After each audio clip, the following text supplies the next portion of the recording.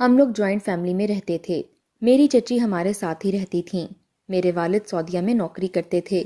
چچا کا کوئی خاص کام نہ تھا۔ پورا گھر میرے والد کے پیسوں سے چلتا تھا۔ میری چچی ایک بہت تیز ترار قسم کی خاتون تھیں۔ میری والدہ دمے کی مریضہ تھیں، اس لیے وہ بیمار رہتی تھیں۔ میری چچی اپنی چاپلوسانہ باتوں سے میری والدہ کو بے وقوف بنا کر ان سے سارے پیسے لے لیتی تھیں۔ مجھ سے بھی بہت پیار جتاتی تھیں، اپنے بچوں پر مجھے فوقیت دیتی تھیں۔ اس وقت تو مجھے یہی لگا تھا کہ میری چچی ایک اچھی عورت ہے جو میری والدہ کا خیال بھی بہت رکھتی ہیں اور مجھ سے پیار بھی کرتی ہیں۔ اس عورت کا اصل روپ میں نے دیکھا جب میرے والد سعودیہ سے واپس آئے۔ میری چچی اپنے شوہر کو چھوڑ کر میرے والد کے آگے پیچھے گھومنے لگیں۔ میرے والد میری والدہ سے بہت محبت کرتے تھے۔ میرے والد نے ایک بار کہا کہ میں امرین کو بہت اچھے ڈاکٹر کو دکھاؤں گا تاکہ اس کا اچھا سا علاج ہو سکے۔ میری چچی یہ سن کر فوراً سے بولیں، بھائی صاحب، آپ کیوں اپنا پیسہ ضائع کرنا چاہتے ہیں؟ جس ڈاکٹر پر میں بھابھی کو باقاعدگی سے لے کر جاتی ہوں وہ بھی بہت اچھا ہے، اور میں بھابھی کا بہت خیال بھی رکھتی ہوں۔ پورا گھر میں نے ہی سنبھال رکھا ہے۔ میری والدہ اس کی بات کی تائید کرنے لگیں، کہنے لگیں، انجمن میرا بہت خیال رکھتی ہے۔ مجھے جس ڈاکٹر پر لے کر جاتی ہے مجھے اسی سے افاقہ محسوس ہو رہا ہے۔ میرے والد 2-3 دن کے لیے آئے تھے اور اس 2-3 دن میں میری چچی میرے والد کے آگے پیچھے ہی رہیں۔ بھائی صاحب کہہ کر انہوں نے اچھا پیسہ میرے والد سے بٹور لیا تھا۔ چچا کا بھی شاید یہی مقصد تھا، اس لیے وہ چچی کو روکتے ٹوکتے نہیں تھے۔ میرے والد نے لاکھوں روپے میری چچی کے حوالے کر دیے اور خود واپس سعودی عرب چلے گئے۔ ایک بار میری لڑائی اپنی کزن سے ہو گئی۔ چونکہ میرے والد کماتے تھے اس لیے میں گھر میں بہت ٹھاٹھ سے رہتی تھی۔ پانی کا گلاس خود اٹھ کر نہ پیتی، اپنی کزن کو یہ کہتی کہ جاؤ مجھے پانی لا کر دو، کیونکہ میں جانتی تھی کہ گھر میں خرچہ میرے والد کے پیسوں سے ہوتا ہے، اور پھر میری چچی میرے ناز نخرے بھی اٹھاتی تھیں، اس لیے میں تھوڑی خود سرسی ہو چکی تھی۔ ہر وقت سب پر روب جماتی رہتی تھی۔ امی جب بھی مجھے ٹوکتی میری چچی کہتی کوئی بات نہیں، بچی ہے، وقت کے ساتھ ساتھ ٹھیک ہو جائے گی۔ میں نہیں جانتی تھی کہ وہ مجھے سب کی نظروں میں برا بنا رہی ہیں۔ جب میری پھوپھیاں رہنے آتی تو میں ان کے بچوں پر بھی چلاتی، بدتمیزی کرتی، اور میرے چچا کی بیٹی سب سے مل جل کر رہتی۔ سبھی مجھے دل سے برا بھلا سمجھنے لگے تھے، یہاں تک کہ میری ماں بھی۔ وہ اکثر کہنے لگیں کہ رباب شمائلہ کے ساتھ زیادتی کر جاتی ہے۔ میری چچی یہ بات ہنس کر ٹال دیتی کہ کوئی بات نہیں، آپ کیوں دل برا کرتی ہیں؟ میں نے کبھی بھی رباب اور شمائلہ میں فرق نہیں دیکھا، لیکن اس دن جو روپ میں نے اپنی چچی کا دیکھا میرا دل کانپ کے رہ گیا تھا۔ شمائلہ نے میری فیورٹ ڈال توڑ دی تھی، اس پر میں نے شمائلہ کو مارنا شروع کر دیا۔ شمائلہ بھی مجھ سے لڑنے لگی تو میں نے ایک گلدان پکڑ کر شمائلہ کے سر پر مار دیا۔ اس کے سر پر چھوٹا سا زخم ہو گیا اور ہلکا سا خون رسنے لگا۔ وہ اپنا سر پر خون دیکھ کر وویلا مچانے لگی۔ چچی نے جب اپنی بیٹی کے سر سے خون بہتے دیکھا تو مجھے اندھا دھند مارنا شروع کر دیا۔ میں تو ان کے بدلے ہوئے رویے پر ٹھیک سے حیران بھی نہیں ہو پائی تھی کہ انہوں نے مجھے مار مار کر زخمی کر ڈالا۔ کہنے لگی کب سے تمہیں برداشت کر رہی ہوں، تم ہوتی کون ہو میری بیٹی کو مارنے والی؟ میں تو ان کا یہ رویہ دیکھ کر بری طرح سے ڈر گئی تھی۔ میرے ہونٹ کے پاس گہرا زخم ہو چکا تھا۔ میری والدہ نیند کی دوا کے زیر اثر گہری نیند سو رہی تھیں۔ میں روتے ہوئے اپنے کمرے میں آ گئی۔ امی سو رہی تھیں۔ میں نے جا کر اپنی امی کو جگا دیا۔ امی میرا بگڑا زخمی چہرہ دیکھ کر گھبرا گئیں اور اٹھ کر بیٹھ گئیں، مجھے سینے سے لگا لیا۔ میں نے انہیں ساری بات بتا دی۔ میری والدہ اٹھ کر کھڑی ہو گئیں اور میری چچی کے پاس مجھے لے گئیں۔ چچی اپنی بیٹی کے سر پر پٹی باندھ رہی تھیں۔ میری والدہ کہنے لگیں، تم نے رباب کو اس طرح سے کیوں مارا ہے؟ وہ کہنے لگیں، اس نے میری بیٹی کو خون و خون کر دیا تھا، اس لیے، اور اگر آئندہ اس نے شمائلہ پر اپنا حکم چلانے کی کوشش بھی کی تو میں اس کا اس سے بھی زیادہ برا حشر کر دوں گی۔ وہ طیش میں بول رہی تھیں۔ امی نے کہا ٹھیک ہے، پھر اپنا انتظام کہیں اور کر لو۔ ٹھیک ہے، میں مانتی ہوں کہ رباب نے اچھا نہیں کیا، لیکن تم نے تو میری بیٹی کا منہ ہی بگاڑ دیا ہے۔ چچی کہنے لگیں، آپ کو تو میرا احسان ماننا چاہیے کہ میں آپ دونوں کو پال رہی ہوں اور آپ لوگ میرے سر پر ہی چڑھ رہے ہیں۔ میری والدہ تو اسے دیکھ کر حیران تھیں، غصے کے مارے سانس پھولنے لگا، کہنے لگیں، یہ میرے شوہر کا گھر ہے، چلو نکلو یہاں سے باہر، ساری کمائی میرا شوہر ہی بھیجتا ہے جس پر تم لوگ مالک بنے بیٹھے ہو۔ میری والدہ کا سانس اکھڑنے لگا تھا۔ میری چچی ہنسنے لگیں، کہنے لگی تم تو اس قابل بھی نہیں ہو کہ مجھ سے بات کر سکو۔ میری والدہ کے غصے کے مارے سانس مزید بگڑنے لگا۔ شاید چچی جان بوجھ کر میری ماں کو غصہ دلا رہی تھیں۔ میری والدہ مجھ سے کہنے لگیں کہ مجھے میرا انہیلر لا کر دو۔ میں جلدی سے امی کے کمرے میں چلی گئی۔ جب تک میں واپس آئی امی بری طرح سے کانپ رہی تھیں۔ ان کا تنفس بری طرح سے چل رہا تھا۔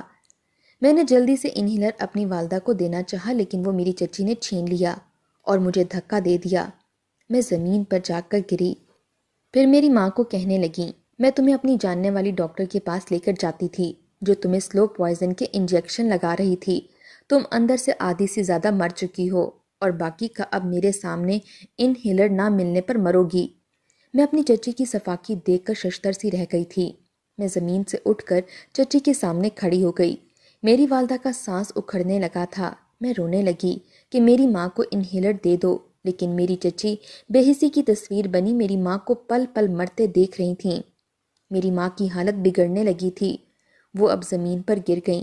میں اپنی والدہ کو سنبھالنے لگی۔ میری والدہ سے سانس نہیں لیا جا رہا تھا۔ میں رونے لگی، تڑپنے لگی، امی امی کہہ کر پکارنے لگی، لیکن امی کے ہاتھ پاؤں ٹھنڈے ہونے لگے تھے۔ میں بار بار چچی سے کہہ رہی تھی کہ میری ماں کو انہیلر دے دو، لیکن اس شفاق عورت نے نہیں دیا۔ میری ماں کے منہ سے جھاگ سے نکلنے لگی، ان کا چہرہ بھی نیلا پڑنے لگا۔ وہ چیخنے چلانے لگیں، لیکن میری چچی میری بے بسی پر ہنستی رہیں۔ میری ماں میرے سامنے دم توڑ گئی تھی۔ میں یہ دیکھ کر ہی غش کھا کر بے ہوش ہو گئی۔ میں 12 سالہ بچی تھی جس کے سر سے ماں کا سایہ اس کی چچی نے بڑی بے رحمی سے چھینا تھا۔ مجھے ہوش ہی نہیں آ رہا تھا۔ جیسے ہی میں ہوش میں آتی اپنی والدہ کو چلا کر پکارنے لگتی اور بے ہوش ہو جاتی۔ ایک بار مجھے میرے والد کی آواز بھی میرے کانوں میں آئی تھی۔ وہ رو رہے تھے اور پھر چچی کہنے لگیں کہ بھائی صاحب میں ہوں نا یہاں، رباب کا بہت خیال رکھوں گی، آپ کی فلائٹ لیٹ ہو جائے گی۔ میرے لاشعور میں یہ آوازیں تو گونج رہی تھیں لیکن میں چاہ کر بھی اٹھ نہیں پا رہی تھی۔ پھر مجھے لگا میرے سر پر میرے والد نے بوسہ لیا ہے اور پھر وہ چلے گئے۔ میں چاہ کر بھی اٹھ نہیں پائی۔ ان کے جانے کے بعد میرے کانوں میں چچی کا کہکا گونجا تھا۔ کہنے لگیں میں نے اسے بے ہوشی کا انجیکشن لگا دیا تھا تاکہ بھائی صاحب کے سامنے سچ نہ بتا سکے۔ وہ شاید یہ بات میرے چچا کو بتا رہی تھیں۔ پھر چچا کی آواز میرے کانوں پر پڑی۔ کہنے لگے اچھا کیا تم نے، اب اس لڑکی کو اس کی اوقات میں رکھنا۔ پہلے ہی تم نے پیسوں کے چکر میں میری بیٹی کی بہت خواہشات رباب کی وجہ سے ختم کی ہیں۔ میں یہ سن کر حیران ہو گئی تھی۔ کیسے گھٹیا سوچ تھی میرے چچا کی۔ میں دعا کرنے لگی کہ کاش میں ابھی مر جاؤں، لیکن شاید میری زندگی میں سکون کی موت نہیں لکھی تھی۔ مجھے جب ہوش آیا تو مجھ پر آزمائشیں شروع ہو چکی تھیں۔ میری چچی مجھ سے سارے گھر کا کام کروانے لگی تھی۔ گھر کی ملازمہ کی چھٹی کروا دی تھی۔ اب چچی مجھے مار مار کر گھر کے سارے کام کرواتی تھیں۔ جب بھی شمائلہ نے پانی پینا ہوتا تو وہ مجھ سے کہتی کہ جاؤ میرے لیے لے کر آؤ۔ کبھی کہتی کہ تم جان بوجھ کر ایسا سادہ پانی لاتی ہو۔ وہ مجھ پر اب چلانے لگتی تھی۔ ایک بار میں چائے بنا رہی تھی کہ جب چچی کا نیا کپ مجھ سے ٹوٹ گیا۔ میری چچی نے غصے میں میرے ہاتھ پر گرم چائے ڈال دی۔ میں بلبلا اٹھی، رونے لگی۔ وہ کہنے لگیں تمہاری وجہ سے میرا قیمتی کپ ٹوٹ گیا ہے۔ میں یہ سب ظلم و ستم برداشت کر کر کے تھک چکی تھی۔ ایک بار میں نے موقع پا کر چچا کا موبائل لے لیا اور اپنی ساری بات والد کو بتا دی۔ وہ کہنے لگے تم فکر نہ کرو، میں انور سے کہتا ہوں تمہیں سعودیہ میرے پاس بھیج دے۔ یہ سن کر میں خوش ہو گئی تھی۔ اگلے روز میرے چچا کام سے گھر آئے تو چپ چپ سے تھے۔ میری چچی سے کہنے لگے بھائی صاحب نے اس بار خرچہ دینے سے انکار کر دیا ہے، کہہ رہے ہیں کہ رباب کو سعودیہ میرے پاس بھجوا دو۔ یہ سن کر جہاں مجھے خوشی ہوئی تھی وہیں میری چچی پریشان سی ہو گئی تھیں۔ کہنے لگی یہ بیٹھے بٹھائے بھائی صاحب کے دل میں کیسے بیٹی کے لیے اتنی محبت جاگ اٹھی ہے۔ چچا کہنے لگے اب وہ رباب کو بلا رہے ہیں تو بھیجنا تو پڑے گا۔ میں دل ہی دل میں خوش ہو گئی تھی کہ اچھا ہے کہ میں اپنے والد کے پاس چلی جاؤں گی۔ پہلے تو میری چچی نے میرے والد صاحب کو بہت سمجھانے کی کوشش کی کہ آپ رباب کو یہاں رہنے دیں، لیکن میرے والد نہیں مانے۔ میری چچی اب مجھے گھور گھور کر دیکھنے لگی تھیں۔ وہ تو مجھ سے ساری زندگی ملازمت کروانا چاہتی تھیں، لیکن ان کی یہ کوشش ناکام ہو گئی تھی۔ چند دن بعد ہی میری ٹکٹ بھی بن کر آ گئی، لیکن نہ جانے کیوں اس دن میری چچی بہت خوش تھیں۔ مجھے گلے سے لگا کر کہا کہ میری طرف سے اپنا دل صاف کر لینا، میں تو تمہارا بھلا ہی چاہتی تھی۔ میں نے کچھ نہیں کہا، مجھے تو بس اپنے والد کے پاس پہنچنے کی جلدی تھی، لیکن مجھے نہیں معلوم تھا کہ میرے ساتھ کون سا گھناؤنا کھیل میری چچی نے کھیلا ہے۔ میں جیسے ہی ایئرپورٹ پر پہنچی، مجھے لینے ایک عربی آیا تھا۔ اس نے اپنے موبائل میں میری تصویر دیکھی تھی، کہنے لگا مجھے تمہارے والد نے بھیجا ہے، چلو میرے ساتھ۔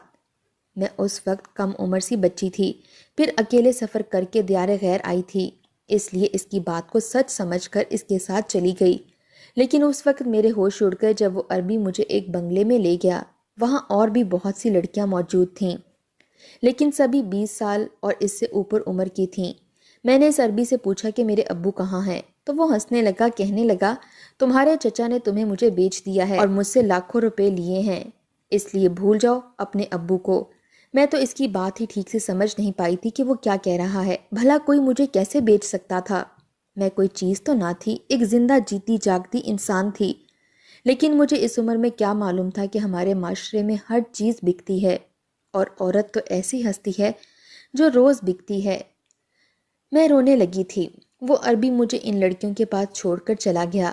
وہ لڑکیاں شاید جسم فروشی کی عادی ہو چکی تھیں، میرے رونے پر ہنسنے لگیں، کہنے لگیں بھول جاؤ کہ تمہارا کوئی گھر بھی تھا، تم مر تو سکتی ہو لیکن یہاں سے باہر نہیں نکل سکتی۔ چند دن تو میرے رو دھو کر گزر گئے تھے۔ اس کے بعد وہ لڑکیاں مجھے اچھے کپڑے پہنا کر مجھے سجانے سنوارنے لگیں۔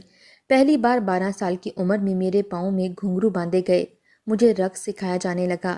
1 سال مجھے وہ رقص ہی سکھاتی رہیں۔ اس کے بعد مجھے اپنے ساتھ رقص کی محفل میں لے جانے لگیں۔ میں 13 سال کی تھی جب پہلی بار میری عصمت کا سودا کیا گیا تھا۔ سامنے والا شخص جو میرا سوداگر تھا وہ میرے باپ سے بھی بڑی عمر کا تھا۔ میری ایک رات کی قیمت لاکھوں ریال میں دی گئی تھی، لیکن میں ہر بات سے انجان تھی۔ جب وہ شخص مجھے کمرے میں لے کر گیا تو مجھے خوف سا آنے لگا۔ جب وہ میرے قریب آنے لگا تو میں اس سے اپنا آپ چھڑوانے لگی، اسے نوچنے لگی۔ اس کے بعد تو جیسے وہ شخص وحشی جانور بن گیا تھا، مجھے مغلیات بکنے لگا اور میرے ساتھ غیر انسانی سلوک کرنے لگا۔ مجھے مارتا بھی رہا اور میرے ساتھ زیادتی بھی کرتا رہا۔ مجھ سے اس شخص نے اس رات کی قیمت بھی پوری وصول کی۔ صبح تک میں بے جان وجود تھی۔ مجھے پہلی بار 13 سال کی عمر میں معلوم ہوا کہ عورت کس لیے بکتی ہے۔ مجھے مرد کے نام سے بھی نفرت ہونے لگی تھی۔ میں ہر بار احتجاج کرتی تھی، اس لیے اب مجھے نشے کے انجیکشن لگائے جانے لگے۔ پھر مجھے کچھ بھی ہوش نہیں رہتی تھی، لیکن 1 سال میں ہی میری رنگت پیلی پڑ چکی تھی، میری صحت خراب رہنے لگی تھی۔ ایک لیڈی ڈاکٹر آتی اور مجھے ڈرپیں لگا کر چلی جاتی۔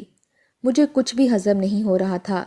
جب مجھے ایک لڑکی کی منہ سے یہ معلوم ہوا کہ میں حاملہ ہوں، 14 سال کی عمر میں نے دنیا کا وہ صفاک روپ دیکھا تھا کہ میری روح تک گھائل ہو چکی تھی۔ مجھے مجبوراً ہاسپٹل لے جایا گیا تاکہ میرا ابارشن کیا جا سکے۔ میں ایک نئی اذیت سے متعارف ہوئی تھی۔ مجھے کئی دن ہوش نہیں آیا تھا۔ میرے دل سے ہر وقت اپنے چچا چچی کے لیے بد دعائیں نکلتی تھیں۔ وقت آگے بڑھنے لگا تھا۔ اب مجھے دوسرے ملکوں میں بھی بھیجا جانے لگا۔ کیونکہ میں خوبصورت تھی اس لیے میری لوگ قیمت اچھی لگاتے تھے۔ میری عمر 18 سال کی ہو چکی تھی جب مجھے دبئی کے ایک ہوٹل میں بھیجا گیا۔ مجھے 15 دن تک اپنے گاہکوں کا جی بہلانا تھا۔ دبئی کے بار میں نشے میں چور نازیبا لباس پہنے ناچ رہی تھی جب ایک نوجوان میرے ساتھ ڈانس فلور پر ناچنے لگا۔ کہنے لگا اگر تم میرے ساتھ چلو تو میں تمہیں 1 رات کی ڈبل قیمت دوں گا۔ میں نے کہا کہ میں کسی کے ماتحت کام کرتی ہوں اور مجھے اس ہوٹل سے باہر جانے کی اجازت بھی نہیں ہے، اور مجھے جن لوگوں کے لیے بلایا گیا ہے میں ان کی کڑی نگرانی میں ہوں، اس لیے وہ کسی اور کے پاس چلا جائے۔ لیکن وہ نہ مانا۔ میرے مالک سے بات کرنے لگا۔ وہ شاید بہت امیر باپ کی بگڑی ہوئی اولاد تھا۔ میرے مالک کے انکار پر بھی بحث کرنے لگا۔ نہ جانے اس نے اپنی جیب سے نکال کر کون سا سپرے کیا کہ پورے کلب میں دھواں سا چھا گیا، کسی کو کچھ بھی نظر نہیں آ رہا تھا۔ میں خود اس دھوئیں کی زد میں آ چکی تھی جب میرا ہاتھ کسی کی مضبوط گرفت میں جکڑا گیا تھا اور میں سوکھے پتے کی مانند اس کے ساتھ چلنے لگی تھی۔ کچھ ہی دیر میں ہوٹل سے اس لڑکے کے ہمراہ باہر آئی تھی۔ وہ مجھے پارکنگ ایریے میں لے گیا۔ میں اسے اپنا ہاتھ چھڑوانے کی کوشش کر رہی تھی، لیکن وہ مجھے اپنی گاڑی میں زبردستی بٹھا چکا تھا۔ میں نے کہا تم مجھے زبردستی کہاں لے جا رہے ہو؟ وہ لوگ تمہیں چھوڑیں گے نہیں، مار ڈالیں گے، ان کے ہاتھ بہت لمبے ہیں۔ لیکن اس نے میری ایک نہیں سنی اور مجھے ایک فلیٹ میں لے گیا جہاں پہلے سے ایک لڑکی موجود تھی۔ اسے دیکھ کر مجھے یہ لگا جیسے یہ لڑکی میں نے پہلے بھی کہیں دیکھی ہے۔ وہ لڑکی بھی کال گرل تھی۔ اس لڑکے نے اپنی جیب سے چند نوٹ نکال کر اس لڑکی کے منہ پر مارے اور کہا کہ جاؤ یہاں سے، آج کی رات میں اس لڑکی کے ساتھ گزارنا چاہتا ہوں۔ وہ لڑکی وہاں سے چلی گئی۔ وہ نوجوان نشے میں دھت تھا، مجھے اپنے کمرے میں لے گیا، کہنے لگا میں نے تم جیسی حسین لڑکی پہلے کبھی نہیں دیکھی۔ وہ اس قدر نشے میں تھا کہ میری تعریف کرتے کرتے ہی نیند میں جا چکا تھا۔ پہلے میں نے یہی سوچا کہ وہاں سے بھاگ جاؤں، لیکن پھر میں نے سوچا آج کی رات میں سکون سے گزار سکتی ہوں۔ اگر بھاگی تو یقیناً پکڑی جاؤں گی، اور اگر واپس چلی گئی تو رات عذاب ناک گزرے گی۔ یہ تو ویسے بھی سو چکا ہے، اگر کل کو یہ پکڑا بھی گیا تو بات مجھ پر نہیں آئے گی، کیونکہ وہ مجھے زبردستی یہاں لایا تھا۔ میں اس کمرے میں موجود ایک صوفے پر لیٹ کر سو گئی۔ صبح جب میری آنکھ کھلی تو وہ شخص بیڈ پر لیٹا مجھے دیکھ رہا تھا۔ مجھے جاگتا دیکھ کر میرے پاس آ گیا، کہنے لگا تم ایک ہوشر با حسن کی مالک ہو، میں تم سے شادی کرنا چاہتا ہوں۔ اس کی بات سن کر میں اچنبے میں آ گئی تھی۔ میں اور شادی؟ وہ کہنے لگا میں بہت امیر باپ کا بیٹا ہوں، اس لیے میرا کوئی کچھ نہیں بگاڑ سکتا۔ تم میرے ساتھ رہو گی تو روز کی اذیت سے بھی بچ جاؤ گی۔ میں اس کی بات مان گئی، میں نے اسے نکاح کر لیا۔ وہ نوجوان مجھ سے بہت محبت کرتا تھا۔ اب تک تو میں اس کے فلیٹ میں ہی مقیم تھی، اس لیے وہ لوگ مجھے ڈھونڈ نہیں پائے تھے۔ میری شادی کو چند ماہ ہی گزرے تھے کہ میں جواد کو ساری سچائی بتا چکی تھی۔ یہ چند ماہ میں نے زندگی جی تھی، مجھے لگتا تھا کہ میں انسان ہوں، لیکن شاید جن لوگوں میں پھنس چکی تھی وہ لوگ جان سے تو مار دیتے ہیں، لیکن اس لڑکی کو چھوڑتے نہیں۔ جواد اپنے کام سے کہیں باہر گیا تھا۔ جب میرے فلیٹ کا دروازہ کھٹکھٹایا گیا، مجھے لگا جواد ہی ہوگا، کیونکہ اسی کے آنے کا وقت تھا، لیکن جیسے ہی میں نے مسکراتے ہوئے دروازہ کھولا، سامنے اسی عربی کو دیکھ کر حیران رہ گئی جو میرا مالک تھا۔ وہ مجھے بالوں سے پکڑ کر گھسیٹتا ہوا واپس لے گیا۔ میں پھر اسی عذاب میں پھنس چکی تھی، میری عذابناک زندگی پھر سے شروع ہو چکی تھی۔ ایک بار جو شخص مجھے اپنے ساتھ لے کر گیا تھا وہ ڈرگ لیتا تھا۔ میں نے ایک دو پڑیاں ڈرگ کی لے لیں اور اپنے پرس میں ڈرگ رکھ لی۔ واپس جا کر میں نے وہ ساری ڈرگ ایک شراب کے گلاس میں ڈالی اور وہ شراب اپنے مالک کو پلا دی۔ وہ اسے پینے کے کچھ دیر بعد ہی تڑپنے لگا۔ کچھ دیر میں وہ مر گیا۔ وہاں موجود سب لڑکیاں بھاگ گئی تھیں، میں بھی بھاگنے لگی لیکن پکڑی گئی۔ مجھے اس عربی کے ان دوستوں نے پکڑ لیا جو لڑکیوں سے غلط کام لیتے تھے۔ مجھے دوبارہ سے وہی کام کرنا پڑا۔ ایک بار مجھے ایک ہوٹل میں بھیجا گیا۔ جب میں وہاں واپس آئی تو مجھے وہی لڑکی نظر آئی جو اس دن میں نے جواد کے گھر پر دیکھی تھی۔ میں نے اسے جواد کے بارے میں پوچھا تو کہنے لگی وہ نام نہیں جانتی، لیکن اب وہ اس کا گاہک نہیں ہے۔ کہنے لگی وہ پاکستان سے ہے۔ جب میں نے اسے اس کی پچھلی زندگی کے بارے میں پوچھا تو کہنے لگی اسے اس کے والدین کی جرم کی سزا مل رہی ہے۔ اس کے والدین نے اپنی ہی بھتیجے کے ساتھ یہ ظلم کیا تھا، اسے ایک عربی کے ہاتھوں فروخت کر دیا تھا، لیکن اس کے بعد میری ماں کو دمہ ہو گیا۔ میرے باپ نے دوسری شادی کر لی، اس لیے اپنا اور اپنی ماں کا پیٹ پالنے کے لیے دبئی آ گئی اور یہ دھندا کرنے لگی تاکہ اپنی ماں کا علاج کروا سکوں، لیکن یہاں آ کر بری طرح ایسے لوگوں میں پھنس گئی کہ پیچھے کی خبر تک نہ رہی۔ ابھی کچھ دن پہلے ہی پتہ چلا ہے کہ میری ماں ایڑیاں رگڑتے رگڑتے مر گئی ہے۔ میرے سامنے میری کزن شمائلہ کھڑی تھی۔ چچا چاچی نے جو میرے ساتھ کیا وہی ان کی بیٹی کے ساتھ ہوا تھا۔ میں وہاں سے واپس آ گئی۔ میں نے جواد کو ڈھونڈنا شروع کر دیا۔ ایک دن اچانک مجھے میرے والد ایک ہوٹل میں کھانا کھاتے نظر آ گئے۔ میں ان کے پاس چلی گئی، رونے لگی، انہیں بتانے لگی کہ میں ان کی بیٹی ہوں۔ میرے منہ سے سچ سن کر وہ ہونک سے ہو گئے، مجھے اپنے ساتھ اپنے گھر لے گئے۔ میں اپنے باپ کے ساتھ ان کے گھر چلی گئی تھی۔ چند ماہ میں جواد کو ڈھونڈتی رہی، میرے والد نے بھی میری مدد کی۔ ایک دن وہ بھی مجھے مل گیا، وہ بھی مجھے ہی ڈھونڈ رہا تھا۔ مجھے دیکھ کر خوش ہو گیا۔ میں جواد کے ساتھ اب ایک خوشحال زندگی جی رہی ہوں، لیکن آج بھی جب اپنا ماضی یاد آتا ہے تو میری حالت غیر ہونے لگتی ہے۔ میں 5 وقت کی نماز پڑھتی ہوں، اللہ سے توبہ کرتی ہوں، اپنی حفاظت کی دعا بھی کرتی ہوں۔